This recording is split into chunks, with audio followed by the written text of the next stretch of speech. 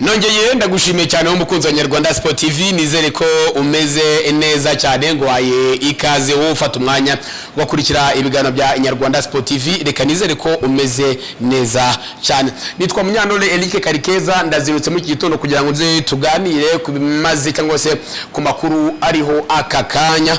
Amakuru cyambere nihuse nuko reka dore cyane ku ikipe ya AP. Turakurikizaho reyo, turakurikiza n'umukinyi witwa Byiringiro Lage yamaze kongera kugarukamo neza cyane kabisa. Reka rero mero yitwa Byiringiro Lage rutazamu ikipe y'u Rwanda Amavubi ndetse n'ikipe ya Police Football Club, ni rutazamu usoje amasezerano mu ikipe ya Police. Hashize icyumweru ikipe ya Police ihagaritse Byiringiro Lage ndetse na Alan Katelega nyuma y'imyitwarire itari myiza bagaragaje gatume ekipe ibahagarika. Byiringiro Lage yahagaritswe igihe kitazwe n'ubuyobozi bw'ikipe ya Police Football Club nyuma yaho atitabiriye imyitozo. Gusa ku giti cyewe yavuga ko Byiringiro Lage arwaye, hanyuma kandi ngo na raporo z'abaganga zabyerekanye ko arwaye, hanyuma polisi ikavuga yuko uyu mukinnyi yasibye imyitozo ku bushake, nta ruhushya afite kandi ibyo kurwara bitarimo neza cyane. Byiringiro Lage mu kiganiro ku mugoroba ajyanye na The Choice Live ubwo yari kumwe na ba Phil Peter bamubajije ku kibazo amaze tubura urwego rwa shampiyona y'u Rwanda urubona gute. Byiringiro Lage yagize ati yarekuye bombe atereka hasi, aravuga ati iyi shampiyona y'u Rwanda iri ku rwego rwo hasi. Ati ni shampiyona umukinnyi atakwiye gukiramo kugira ngo atere imbere kandi nawe ni umukinnyi w'ikinama. Yavuze ati shampiyona y'u Rwanda ntiri ku rwego nifuza rwo gukinaho bitewe n'ahantu nifuza kugera. Ati shampiyona y'u Rwanda ntiri ku rwego nyine ntiri kuri level, just like nuko wabonye kuvuga ngo iyi shampiyona y'u Rwanda nubwo itari amateri ariko nyine iraciriritse, nuko washaka kubivuga nyine muri ubwo buryo.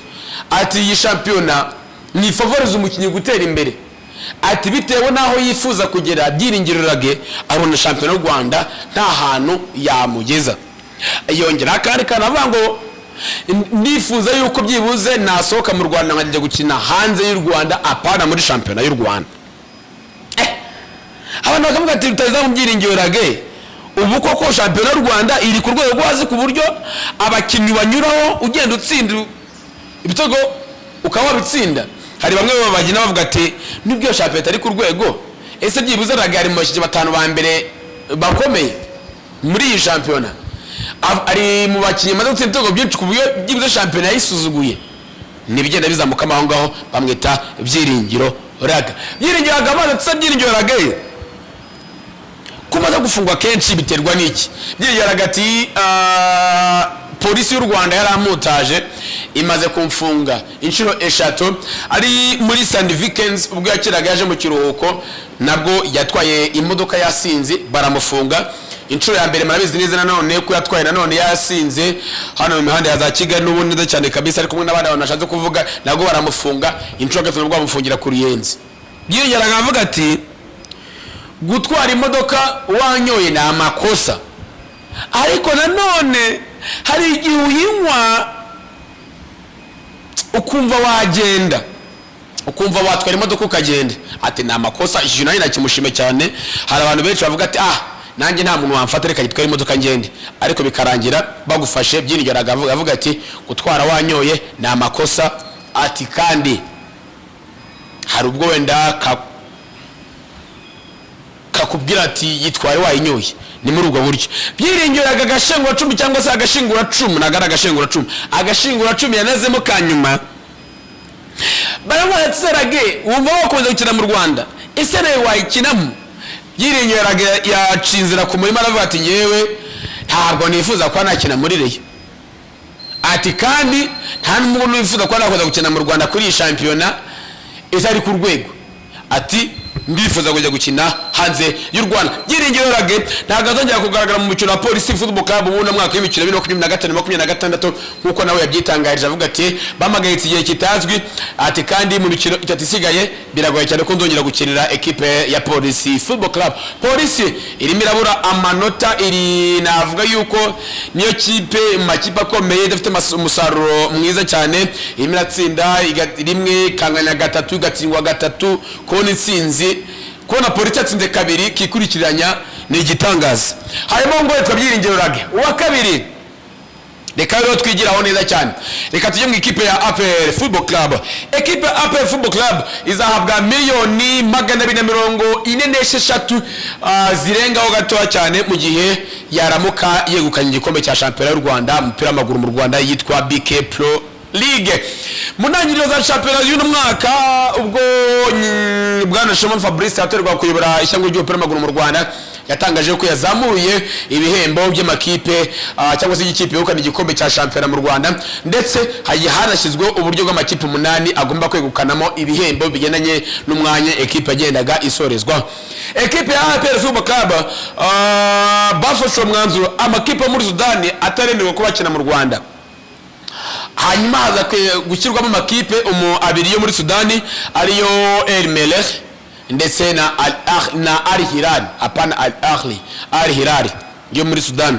Hanyuma amakuru muri Rwanda Premier League nuko ibyo bihembo n'ubundi bizataye ku makipe yo mu Rwanda, ndetse ashobora no kuba hanatanga ibikombe bibiri nubwo bamwe bavuga hazatanga igikombe kimwe, hanyuma ikindi cya kabiri indi yo mu Rwanda yabaye ya mbere mu Rwanda ihabwe like nka certificate cyangwa se nka prize money yuko ikipe nyine yabaye yahawe amafaranga ya prize money yuko ikipe n'umundi yatwaye igikombe cya shampiyona ariko nigitwara igikombe kigahabwa ekipe yitwa Al Hilal yo muri Sudan. Icya kabiri rero mu gihe APR Football Club ibura inota rimwe gusa kugira ngo ikureho cyangwa se ihitiye gukana ayo mafaranga, turi amafaranga APR rero igiye kuzegukana. Nemaze kwikubwira APR nabo kibaye ekipe ya mbere makipe yo mu Rwanda ku rutonde rwa shampiyona izahabwa arenga cyangwa se izabona arenga miliyoni 246 z'amafaranga y'u Rwanda, harimo ibihumbi 100 by'amadolari bihabwa ekipe yabonye iti cyo gukina CAF Champions League. Ayo mafaranga yashyize mu manyarwanda angana na miliyoni 143 zirengaho gakeya.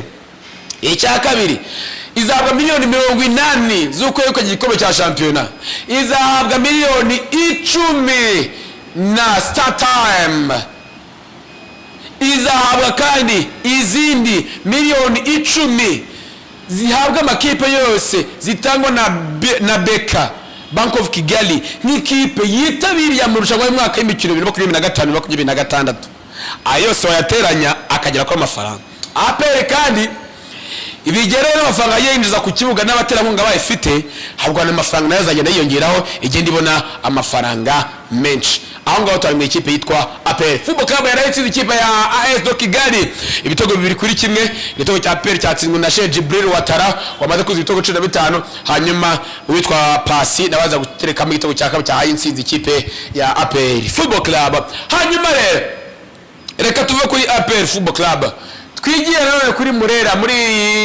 Murera yo kuri uyu wa kabiri iraca cyane ikipe ya Gorilla Football Club muri kimwe cya kabiri iki gikombe cy'amahoro mu mukino wo kwishyura. Umukino ubanza amakipe yombi yanganyije igitego 1-1 ku munsi w'ejo. Ni match atari, ni match y'urupfu, ni match yo gupfa no gukira. Kwizera Olivier Amadeus yatangaje agira ati ekipe ya Gorilla irakomeye ariko niri ku rwego rwariye ku buryo yayikuramo.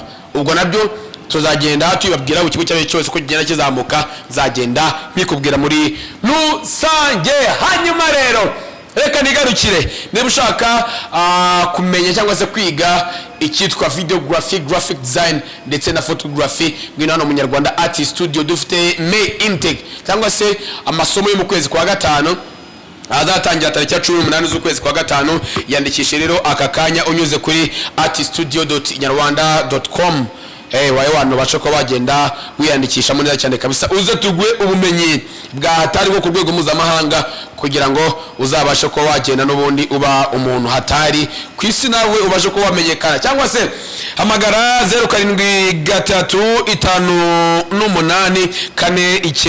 0773884960 cyangwa